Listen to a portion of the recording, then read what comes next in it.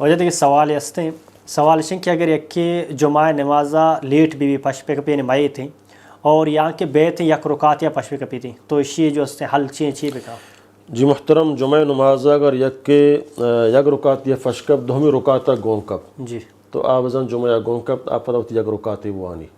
پچھا کلن فرمان ادرک الرکع فقط ادرک الصلاۃ ترک یک رکعت یا گون کب نمازہ گون کب. بلے یک کہ جمعہ روچا رکعت دوینا فشکب مثلا امامہ دہمی رکعت رکوع کتگو چسبو تو یک مردمی گون کب یا تحیات گون کب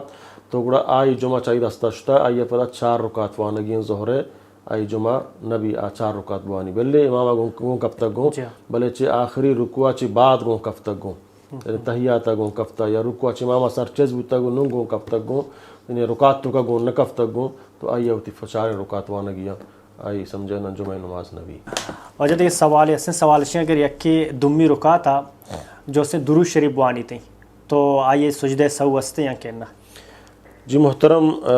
دہمی رکعت تو کا درود وانگ چونایا علماء گشتر کشن کے افضل تر ہمشنگ مردوں اشہد ان اللہ الہ اشہد ان محمد عبدہ و رسولہ 6 رکعتی یا 4 رکعتی نمازی چدا چی آدم فاد بھی ہے سمجھنا درود موانی بلے اگر درودی ونت سمجھنا عموم عدلہ تو کا اسرا سمجھنا جائز ہیں چاہے کستن بوانی تھے یا فبیحالی ون تھے جائز ہیں آئی نماز تو کا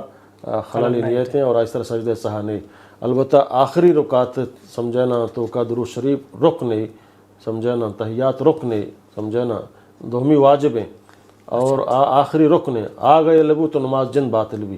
سمجھنا ضروری ہے. دہمی اگر نون تے سمجھنا اگر فادت بحال بھی تو آئیے سجدہ سہ دیے گئے بلے درود شریف سمجھنا آئی تو کا سمجھنا رکنے نہیں اور واجب نہیں اگر ون تے